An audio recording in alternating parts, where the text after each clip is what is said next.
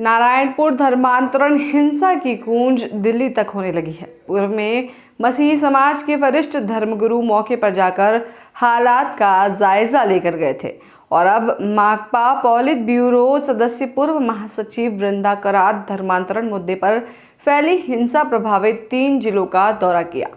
मार्क्सवादी communist party के polit bureau सदस्य व पूर्व सांसद वृंदा करात बस्तर प्रवास पर है। अपने 2 दिनी बस्तर प्रवास पर बस्तर पहुंची वृंदा करात ने आज कांकेर विश्राम गृहों में पत्रकारों को संबोधित किया।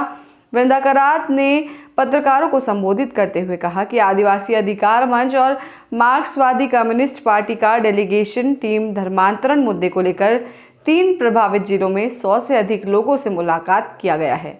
हमने अपने फैक्ट फाइंडिंग में पाया कि आदिवासियों को विभाजित करने के लिए भारतीय जनता पार्टी के नेतृत्व में जनजाति सुरक्षा समिति के मंच पर धर्म के आड़ में विशेष क्रिश्चियन कमेटी के ऊपर हमले हुए हैं। उन्होंने कहा कि राजनीतिक स्वार्थ को पूरा करने के लिए एक प्रोपोगेंडा मुद्दा बनाया गया है। छत्तीसगढ़ सरकार की तरफ से शुरू से एक पहल किया जाना चाहिए था, वह नहीं हो पाया। हमने जब पीड़ितों से मुलाकात की तो उन्होंने बताया कि आज तक कोई मंत्री भी हमसे हमारी पीड़ा जानने मिलने तक नहीं आए हैं। जब हमने प्रशासनिक अमले से मिला तो उन्होंने बताया कि एक भी ऐसे केस नहीं है जिन्हें जबरन धर्मांतरण कराया गया हो। एक भी शिकायत प्राप्त नहीं हुई है। धर्मांतरण मुद्दे पर हमने जो फैक्ट फाइंडिंग रिपोर्ट बनाई है उसका मेमोरेंडम बनाकर आज ही सरकार को सौंपेंगे। घटी है, ये कोई स्वतःस्फूर्त नहीं है। जो ये पूरा मामला हुआ है और हम लोगों ने इसको एक साथ मतलब सबसे बातचीत के बाद ये पता चला है कि ये एक योजनाबद्ध तरीका है, एक राजनीतिक उद्देश्य के आधारित।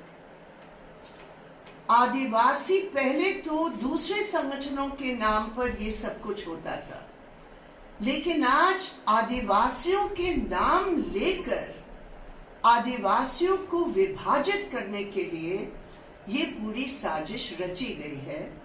और जो हमारे अपने तथ्य के अनुसार हम स्पष्ट शब्दों में ये कह सकते हैं कि इसमें भाजपा का पूरा हाथ है।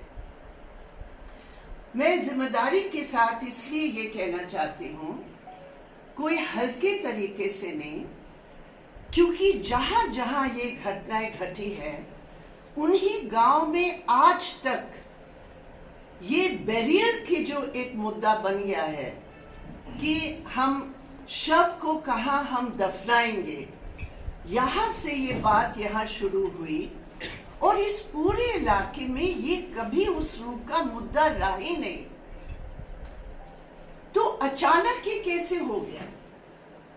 तो जब हम लोग इसकी तय में गए तो पता चला कि उन गांव में जहां ये हुआ है वहां डायरेक्टली भाजपा की लीडर्स मोबिलाइज किए, उकसाने वाले वक्तव्य रखे और गरीब आदिवासियों के बीच में इस प्रकार का एक माहौल बनाने में कुछ हद तक वो सफल रहे। मैंने जब कलेक्टर से और पुलिस वालों से बातचीत की, स्वयं उन्होंने मुझे ये बताया कि ये मुद्दा सब जगह कतई नहीं है। जिन गांव में है और ये शब्द उनके हैं, जिन गांव में ये हुआ है वो 3 दिन हमारे सीपीआईएम और आदिवासी अधिकार मंच की ओर से डेलीगेशन यहाँ ये तीनों प्रभावित इलाके जिले में हम लोग लगभग 100 से अधिक लोगों से मिले हैं। और ये हमारी मुख्य फाइंडिंग ये है कि आदिवासियों को विभाजित करने के लिए भारतीय जनता पार्टी के नेतृत्व में जनजाति सुरक्षा समिति के मंच पर धर्म के आड़ पर इस प्रकार के हमले हुए हैं एक विशेष क्रिश्चियन कम्युनिटी के ऊपर, जो कोई स्वतःस्फूर्त आदिवासियों के बीच से मुद्दा नहीं है। ये एक मैन्युफैक्चर्ड मुद्दा है राजनीतिक स्वार्थ को पूरा करने के लिए। हम इसकी निंदा करते हैं। ये बहुत ही एक क्रूर हथियार के रूप में इस्तेमाल किया गया है। सरकार की तरफ से शुरू से ही एक पहलकदमी होने की जरूरत थी, वो नहीं हो पाया। और सबसे दुख की बात है कि जब हम विक्टिम से मिले, उन्होंने बताया कि आज तक कोई मंत्री भी यहाँ नहीं आए हमारी पीड़ा को सुनने के लिए। जब हम लोग ऑफिशियल से मिले, उन्होंने हमें बताया कि एक भी ऐसे केस नहीं है जिसमें जबरन किसी का धर्मांतरण किया गया है, एक भी शिकायत नहीं है।